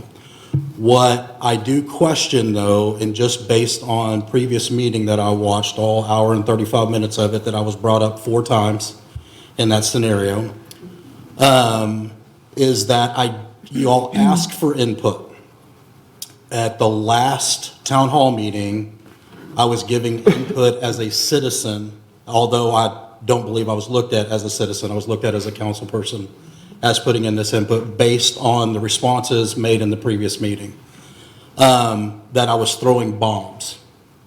Which I didn't see that. But it was said. It was said in the meeting, which was not my intent or purpose. My intent or purpose is to ask questions, get clarification. And I'm either met with resistance, non-response, we'll look into that, whatever. So it's not that I'm trying to push holes in it. I really think that we're a growing city that needs to have home rule. I think the structure needs to be classified, and I think we need to take our time on it, first and foremost. I think we're rushing into this. That's my personal opinion. But that's just me. Other scenarios that I've noticed at the last 2 town halls, as residents did speak, they were looked at, eye-rolled, body language changed, attacked by other people in the audience based on their oppositional questions against the charter. My feelings are that we're requesting participation, but we're not harvesting, or we're not having a civil discussion on these requests. As people start to make their requests and their statements, they're cut off, or they're yelled at by other members of in their other seats and everything, non-commissioned members. And it's not a good environment. So I'm wondering, based on the last 2 town hall meetings, we need to have that changed, because we're not saying this is a safe space for people that are opposing anything on the charter to come speak out. And especially if it's going to be discussed in a meeting online and discussed. The other factor, there's 2 other factors I've got here. The other factor was the way Fritz was treated that night. He's there to help you guys. And the way he was spoken to was uncalled for. You want to talk about decorum? There was not decorum in that meeting, that first 35 minutes of that discussion, period. We had people talking about wanting to create legal threats against the city or council because they weren't getting their way, which tells me then there's a personal agenda and not a city agenda behind this process. And that is another concern I have of some of the members that are on this commission, is that we're not looking at a city as a whole. We're looking at personal agendas against either our council or our city. And I'll stop with that. Okay, I'm going to respond. A couple of Please, those. please. One, I appreciate your comment about me. In my prior life, before I retired, part of my job was herding cats. I was running a meeting in 3 different cities and trying to get people to participate. So this exercise, where I've just got 10 people that I've got to try and manage, it's fairly easy. Some of the cats are sitting in the room here, and I don't think they'll say too much about me calling them cats.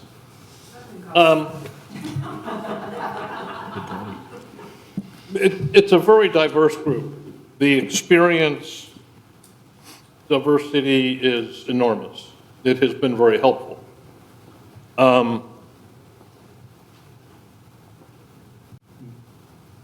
One individual was very hard to manage at the last meeting and made comments that I shut him down, I think, a couple times.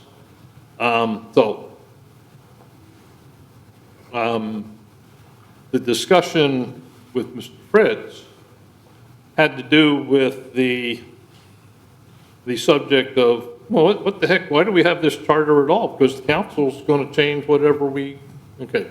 That subject was not fun to deal with from my perspective.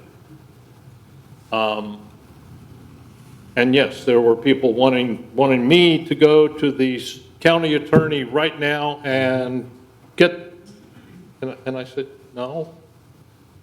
And I'm glad that I just let it go and we've got this under control. So I kind of take a longer view on how to manage some of this. Yeah. I have also tried to keep the people at the town hall meetings playing nicely without sending them to the corner, because that doesn't work either. No, I appreciate your feedback, though. Again, I really want people to be thinking about what's the long-term effect of this city charter, not what do we want to accomplish this year or next year. What about 10 or 20 years from now? And I think a couple of these people know that that's been my goal, and I'm still looking for that. Okay? What I really want is a town hall meeting where we have 200 or 300 people sitting there watching everybody talk about this stuff rationally and reasonably. So, when we get down to the details of what does this word mean in this context of this sentence, if you're not doing it rationally and logically, then please get up and go do something else. Okay? That's my perspective, and I appreciate it. I'll try to do better about, like I said, keeping the cats singing all together. Thank you. Couple of things, 3 quick points. Number one, just to echo what they said, your ability to say, noted, okay, next, much appreciated, because I just appreciate your ability to keep things on task and wanted to say a quick thank you for that. Second, I think in the last meeting, there was some discussion about whether you could kind of piecemeal certain aspects out of it and have it as an additional piece to be voted on. And I think that would be one of my notes would be to consider, even if there is something more controversial, even just to bring it up if you think it's going to go either way, to hit a good bones structure that could be voted on individually, yes or no, this home rule charter. 2, if it is, I think the ethics board is one of the hot topics, yes or no ethics board, that sort of thing, if we decide to indeed include it. So that would be one of my things that I'd ask y'all to potentially readdress and just see. I know there was some discussion, but I feel there were some in the room that said this is an all or nothing package. Others seem more like, I think we'd be open to it. So just to present that as an option to everybody, but like I said, keep working towards that good structure that as a standalone could be there, and then we could have potentially pieces added or subtracted as needed. And then third, just to say, similar to what they said as well, I've been waiting to give comment as I review legal docs for a living. I don't usually jump in there when they're in the draft stage because they're subject to change. And so if you were waiting for more from me, I apologize for not making that more clear to you. Just was waiting till a later stage, and I believe that we've reached that time and just wanted to clarify that with you. So, Okay, thank you, very sir. good. And to be fair, I think the last meeting was the first time I threw the idea at the commission about separating subjects for individual vote. And to be candid, I'm not really sure how that works, because I haven't found an example of an initial charter that actually employed that, having multiple questions on a ballot. Are you familiar with that, sir? I'm not. I know it's done, again, most of my experience has been with amendments. And it is difficult, so I'm not speaking to the original charter. I know that, I think there is one question that's done for the original charter, but there may be more subparts as well. I'm not aware of that. I know with amendments, you can group them together by topic, to be fair. But that's a very difficult proposition to draft those propositions that go on the ballot. That's not easy. But I intend to look into that Yeah. myself more. Yeah. If I will- you give me any I will help as on that, that'd be great. I will as well. And if that's an unrealistic ask, then obviously we'll move on. But I did want to, I was intrigued by that, and it would give us more say on, like, just taking the temperature for the citizens as to where they stand on certain aspects, and I appreciate Right. that approach. I've actually proposed to the commission that the ethics board subject be considered as something to vote on. This is the basic charter. Do we want to add this or not? So the other thing I was discussing, Andy kind of brought this up too, as far as the amendments, I kept hearing 2 years was the time frame. Am I out of scope on that? Okay, once it's approved, well, I'm not sure how, I don't know that you can say you could modify it every 2 years, because you have the charter. If 5 years goes by and then you have an amendment, then I think the way I read it, you can't have another amendment for 2 years after that. But it's still 2 years after the initial After the draft. initial. So we, Yeah, I mean, That's so. what we that- were told in Alito, that Yeah. it was up 2 years before anything could be changed, period, to start with. And on the comment on the ballot, we were told by the county that's a yes, no for the charter. That was, Okay. 4 or 5 years ago, that may have changed, but that's what we were told, and that's how we worded the ballot. So then In that favor of the really- charter, and, the initial charter, blah, blah, blah, and we had the language, and then it said yes or no. That's So how that it went really on the ballot. highlights then how well we've got to get this done right the first time, because We we're going to be can't change it. stuck with this for 2 years. Yeah. At minimum. At minimum. Well, Andy, you had a question? That's why I'm not wanting to be stuck with anything Well- for any period of time. That's my goal. Exactly. So, Do you want to? I believe, if I'm remembering correctly, going back to the piecemeal part as far as voting, Fritz said that he has seen it done and that he could bring us examples. So, I mean, we just talked about it. Right. At the last meeting, and he said that he would bring examples for us to have further discussion. To answer your question. Okay, appreciate it. Yeah, I would love to see that just in the next. but I also don't want to just as a- disturb Fritz or slow him down from the legal Correct. review.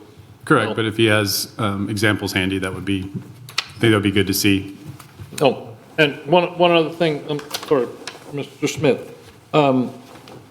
In response to trying to answer the questions that were posed, I have the complete list of all the questions that were asked during the first town hall, and we're reviewing the recording to generate a complete list of all questions, and what we're wanting to do is post those along with the answers and where appropriate, specifically where in the charter it's answered.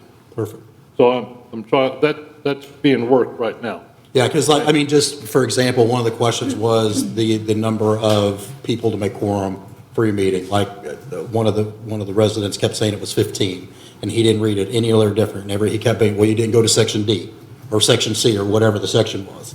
And he read it and reread it and reread it again, and was still stuck on 15, and it was, well, you didn't get to section C or section D. Nothing was clarified of what section C or section D said. It just said you didn't get down far enough. Yeah, he was referencing section 9002 of chapter 9 in the local government code. And the next day I sent him an email and said, my bad. I said, well, you need to look in subsection C. And I Right. should have said, look in subsection D. Right.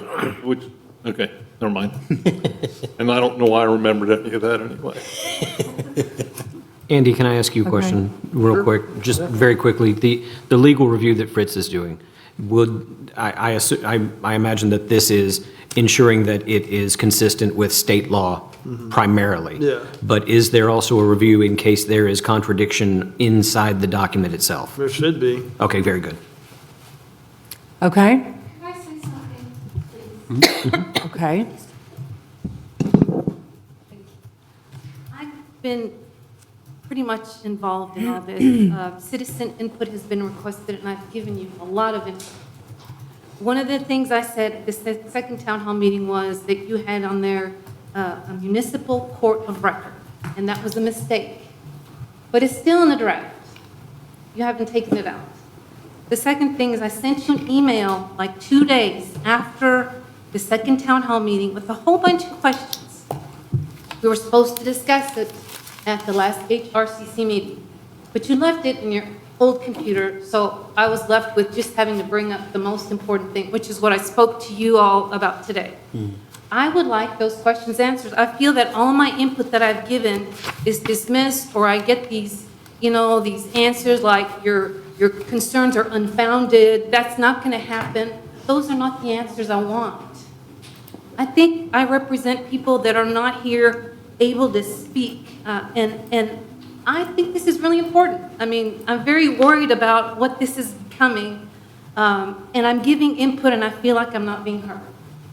So I would like that to change. Okay, so Jean, you can answer her in email format? Well, he's answered me. You can do that? Oh, you have? But he Okay. said he was going to send it to all the members of the HRCC, I did. and we never discussed it. We never discussed any of the items I brought there. And I'm giving you input. You're asking for input, and I'm giving it to you, and I feel dismissed. Okay, thank you. You can take care of that, Jean? I will. You will take care of that. Gentlemen, I haven't heard from you. Guess I won't. Okay. Does Well, I may- I anybody may else have have some- any other question or? I may have some down the road I'll send to you, Gene, just nothing at the moment, so, thank you, though. Okay. Okay, so I'm very proud of the excellent work that this has been accomplished by our Home Rule Commission. Thank you. Almost every meeting has involved constructive conversation, so I appreciate that. I know a lot of people are watching online also, so I appreciate that. So we're going to move on. We've got to get going here. So we'll now recess into executive session portion of the meeting in accordance with the Texas Government Code, Chapter 551, Chapter D. The City Council will recess an executive session closed meeting to discuss the following. 15, Section 551.071, consultation with attorney, and Section 551.072, deliberation regarding real property at 120 El Chico Trail Lease Agreements. 16, Section 551.071, consultation with the city attorney regarding pending or contemplated litigation. Beldine Ranch Development and East Bankhead Highway claims of Alito and Fort Worth against Willow Park. 17, Section 551.071, consultation with attorneys, Section 551.87, economic development negotiations, proposed residential development, currently known as Clarion, consisting of approximately 82.37 acres situated in the McGarver Survey, Abstract 910, the West Franklin Survey, Abstract number 468, the M.M. Edwards Survey, Abstract 1955, and the J.B. Wynn Survey, Abstract 1637, a portion being within the extraterritorial jurisdiction, and remainder within the city limits of City of Willow Park, Parker County, Texas. As has been discussed during prior meetings, the DA will mirror the MOU that was shared with the public. 18, Section 551.074, personnel matters, review the city manager resume applications. The city has received approximately 20 resumes from interested candidates, and I requested that the council narrow these down to the top 5 so that we hopefully can begin interviewing candidates with a lot of experience. I had asked for 10 years or more as a city manager is what we're looking at, who are willing to roll up their sleeves and get to work for the residents of the city of Willow Park. The time is 8 p.m. We're going to recess into closed session. Thank you.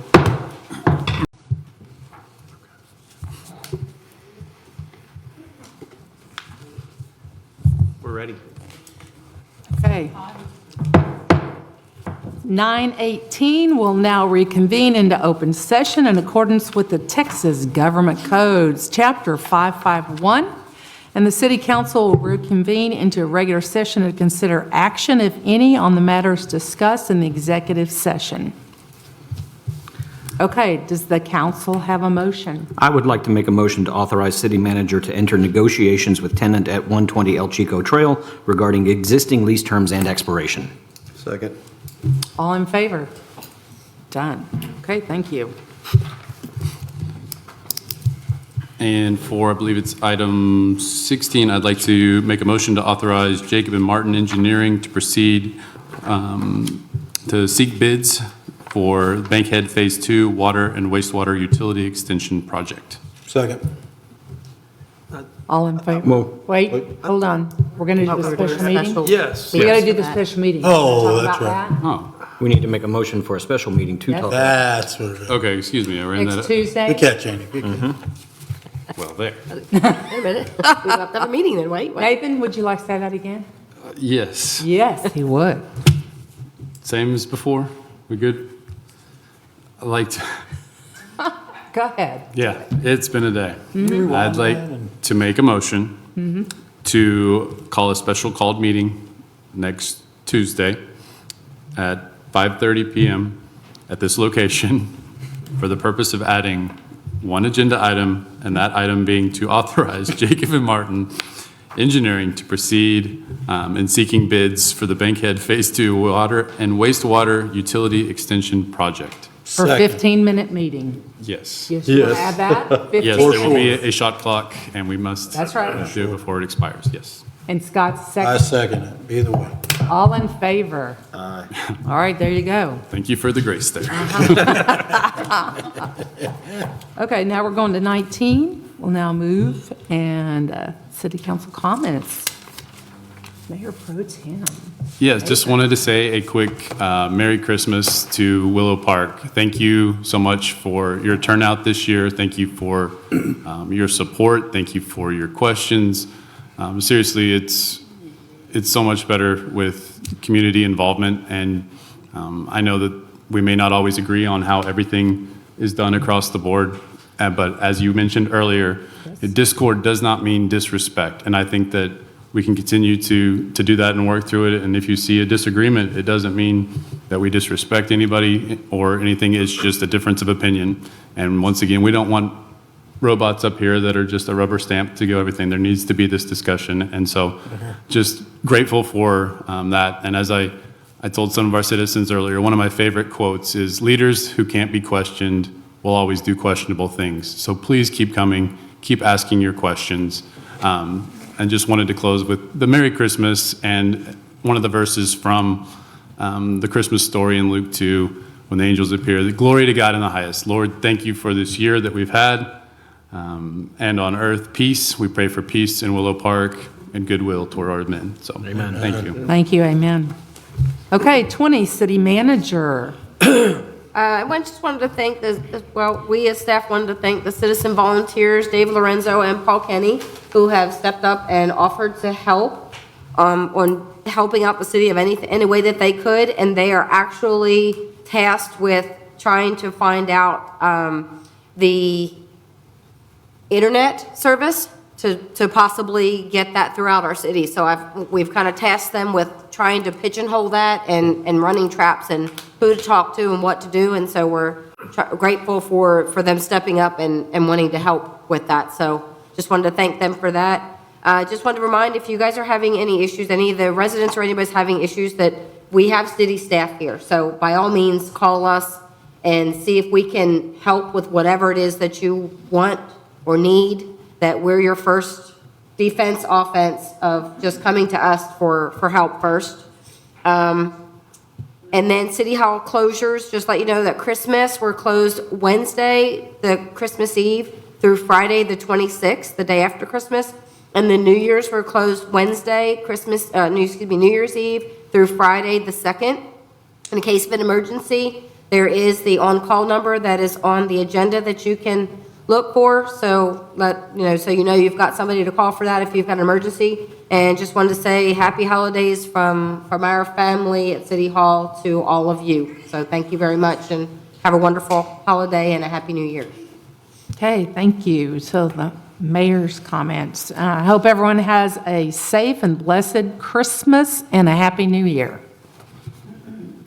And then we have 22. Okay, items of community interest, the Christmas charity donation opportunities, the Angel Tree gift tags to benefit the Children's Advocacy Center, Parker County on the, wow. The Who-ish. Who-ish, yeah, that's weird. Okay, Who-ish tree in the foyer at City Hall. Bag tagged, unwrapped gifts are due at City Hall by Thursday, December 11th. And it is so much fun to go shopping for these kids. So I encourage everybody, if you don't have one, I got one. I loved it, shopping and putting it all together. So do that if you can. And then the Fluffy Friends gift of new toys, unopened food, treats, and new blanket towels to benefit the dogs and cats of the Weatherford Animal Shelter. That's where I got my dog. Are being collected at City Hall. There's also a gift list available on the City of Willow Park's Facebook page. Okay.